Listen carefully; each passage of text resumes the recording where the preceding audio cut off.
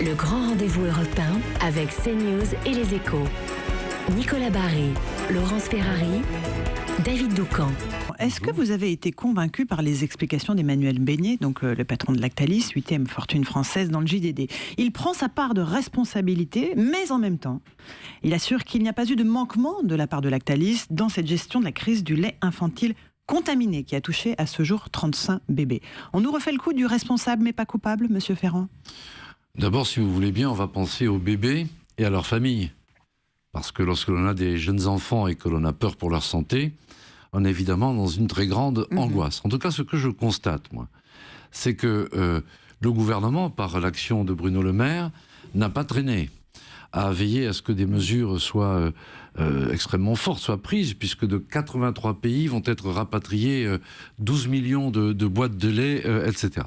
C'est le PDG de Lactalis qui a demandé ce rappel, oui, dit-il. Permettez-moi aussi de vous dire que pour bien connaître l'agroalimentaire, vous savez, je viens de la Bretagne, qui est la première région de France agroalimentaire, qu'il s'agisse des salariés ou des dirigeants de ces entreprises, un grand soin est apporté sur la sécurité sanitaire, puisque l'on sait très bien que toute la crédibilité, l'existence même de ces emplois, de ces unités de production, sont directement liées à la qualité de ce qui est fait. Donc vous avez été convaincu par les déclarations de M. Beignet?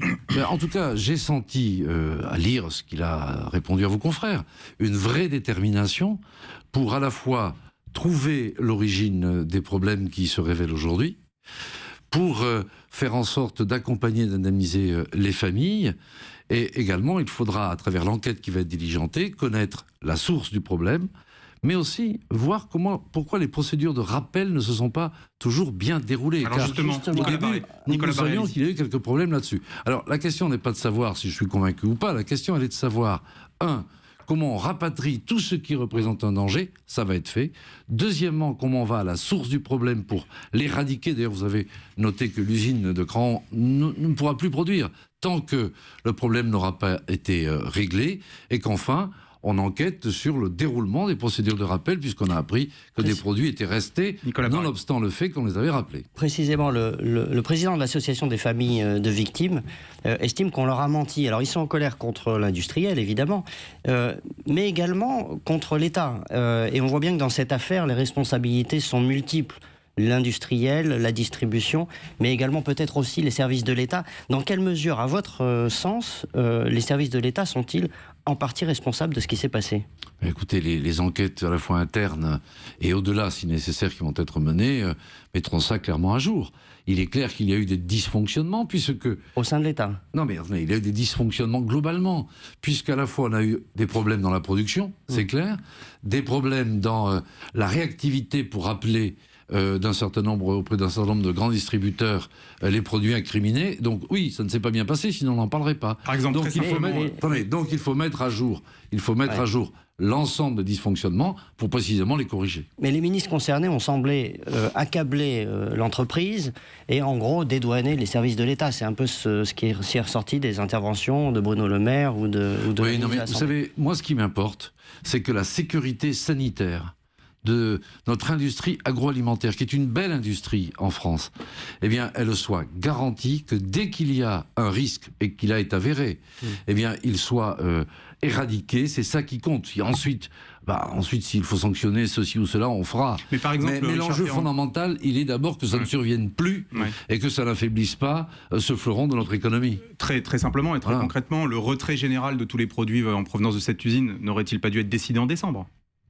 Tout simplement. Il a été décidé voici quelques jours. C'est trop tard, il y a 30 enfants entre-temps qui sont tombés malades. Non, mais ce n'est jamais trop tard pour bien agir. Ouais. Alors ensuite, nous pourrons en reparler. Si les études, les enquêtes démontrent qu'il y a eu des lenteurs ou qu'il y a eu des erreurs de jugement, que l'ampleur du phénomène n'a pas été suffisamment sous-pesée, nous verrons bien. Alors justement, pour définir tout cela... Ne commençons pas comme ça.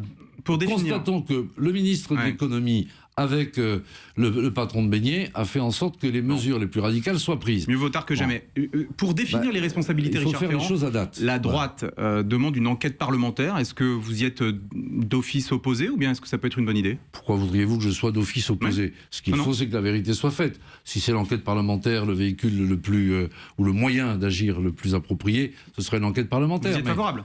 Mais je ne suis par principe défavorable à rien qui permet de mettre en lumière la vérité, à corriger les dysfonctionnements. Ensuite, il nous faudra regarder comment il faut agir au mieux. Enquête parlementaire ou pas? Mais attendez, vous avez compris. C'est ce que demande la droite. C'est ce que demande la droite. Oui, mais la droite, elle demande ce qu'elle veut, et ensuite, on va voir dans quel terme elle pose sa question, et on lui répondra. Voilà. Le grand rendez-vous européen avec CNews et les Échos. Nicolas Barré, Laurence Ferrari, David Doucan.